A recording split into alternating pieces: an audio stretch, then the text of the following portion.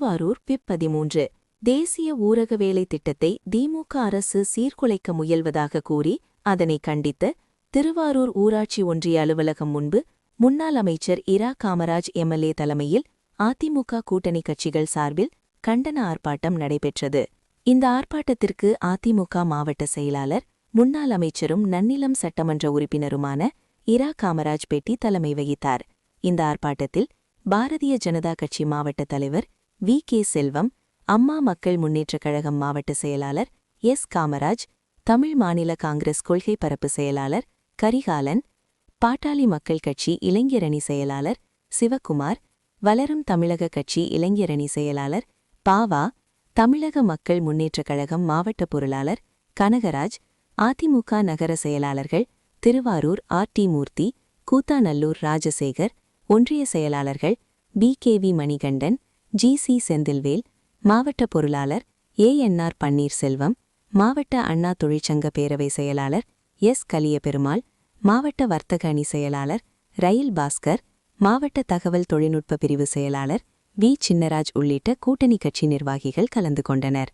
ஏராளமான அதிமுக மற்றும் கூட்டணி கட்சியினர் பங்கேற்ற திமுக அரசுக்கு எதிராக கண்டன முழக்கங்களை எழுப்பினர். மாவட்டம் முழுவதும் 10 இடங்களில் இந்த ஆர்ப்பாட்டம் நடைபெற்றது. ஏராளமான அதிமுக, பாஜக மற்றும் அமமுக உள்ளிட்ட கூட்டணி கட்சிகள் கலந்து கொண்டன. திருவாரூரில் நடைபெற்ற ஆர்ப்பாட்டத்திற்கு பின்னர் செய்தியாளர்களை சந்தித்த முன்னாள் அமைச்சர் இரா காமராஜ் கூறியதாக, ஏழை எளிய மக்களுக்கு ஏராளமான நலத்திட்ட உதவிகளையும் கூடுதலான நிதி உதவிகளையும் செய்ய வேண்டும் என்பது அதிமுக மற்றும் அதன் கூட்டணி கட்சிகளின் கருத்தாகும்.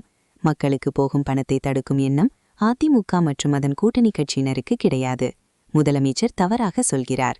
பிப்ரவரி, மார்ச், ஏப்ரல் ஆகிய 3 மாதங்களுக்கும் தலா ரூபாய் 1000 வீதம் 3000ம், கோடைகால சிறப்பு தொகையாக 2000 ரூபாய் வழங்குவதாக முதல்வர் கூறியுள்ளார்.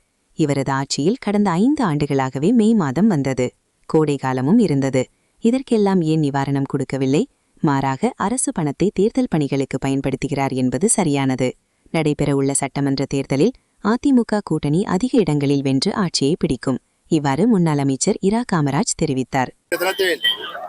தமிழ்நாடு முழுவதும் எல்லா ஊராட்சி ஒன்றியங்களுடைய அலுவலகத்துக்கு எதிரே அனைத்து இந்திய அண்ணா முன்னேற்ற கழகத்தினுடைய கூட்டணி கட்சிகளின் சார்பாக என்டிஏ கூட்டணியின் சார்பில் ஆர்ப்பாட்டம் நடைபெற்றிருக்கிறது.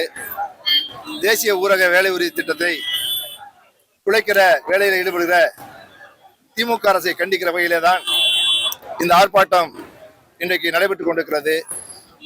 இங்கே தலைவர்கள் சொன்னதைப் போல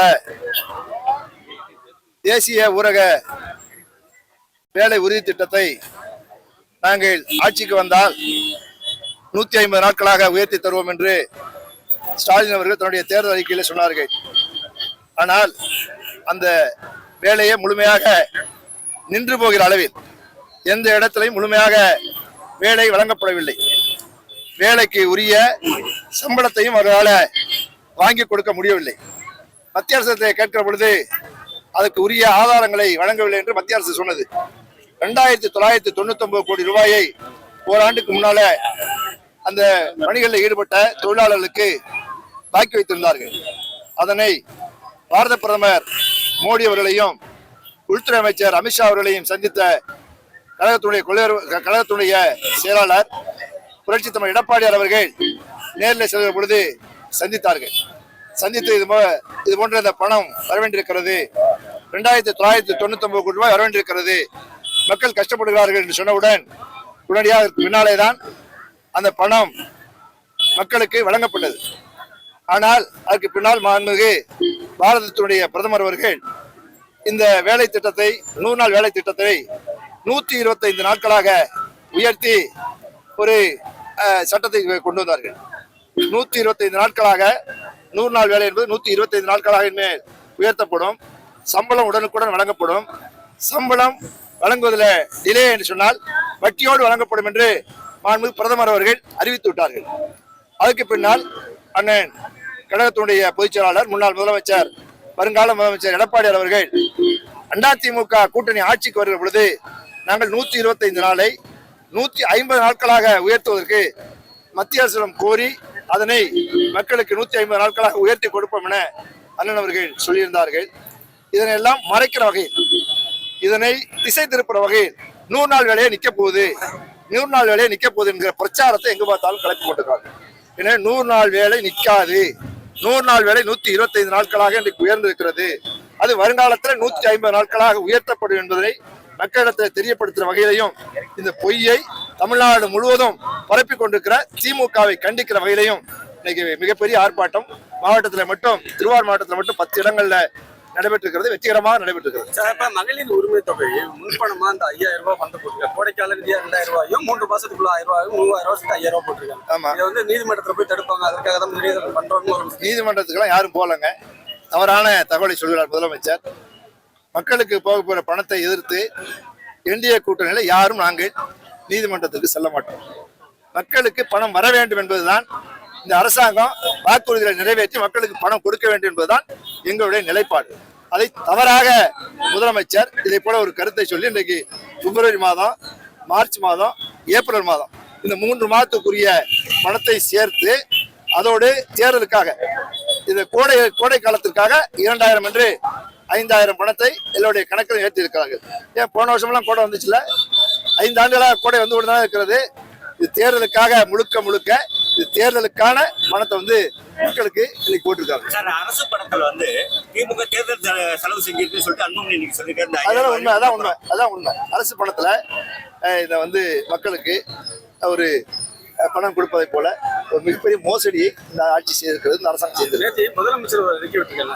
ஆட்சியில அதிகாரத்துல பங்குங்கிறது வந்து தமிழகத்துல எடுபடாது, அது கண்டிப்பா கிடையாதுன்னு சொல்லியிருக்காங்க. அது அதிமுக நிலைப்பாடு. ஆட்சியில் அதையும் முதலமைச்சர் வந்து நாங்க என்ன நிலைப்பாடு எங்க அதெல்லாம் பொதுச்செயலாளர் தான் பதில் சொல்லணும். எங்களுடைய பொதுச்செயலாளர் தெளிவா சொல்லிட்டாரு. அதிமுக பெரும்பான்மையான வெற்றி பெற்று ஆட்சி அமைக்கும் என்று பொதுச்செயலாளர் சொல்லியிருக்காரு. அதுதான் எங்களுடைய அப்படி ஆரம்பிச்சாங்கன்னா உங்க கூட்டணியில இணையறதுக்கு வாய்ப்பு இருக்கா சார்? யூகத்துக்கெல்லாம் பதில் சொல்றதுக்கு எங்களுக்கு நடிகர் விஜய் கரூர் சம்பவத்துக்கு அப்புறம் இன்னைக்கு வந்து போயிருக்காங்க. இதை எப்படி பாக்குறீங்க? பாப்போம், நீங்க உங்களை மாதிரி நானும் பாப்போம் சாயங்காலம். கட்சிகள் வந்து அதிமுக இருக்கட்டும், திமுக இருக்கட்டும், யார் வேணா கூட்டம் போட்டா அவங்களுக்கு நிபந்தனைகள் எல்லாம் கிடையாது. இதே போல 5000 பேரை கூட்டணும், 10000 பேரை கூட்டணும். ஆனா தாவேக்கத்துல ஒரு விஜய் கூட்டம் போட்டா மட்டும் அதுக்கு 5000 பேர் 10000 கண்டிஷன்ங்கிறது எல்லா காலத்துலயும் எல்லாத்துக்கும் இருக்குங்க. அது கண்டிஷன் எடுத்து யாரும் வந்து மீடியால கொடுக்கறதுல அவங்க மீடியால கொடுக்குறாங்க. சார், அதிமுக வந்து விஜய் வராரு, விமர்சிக்கிறார்.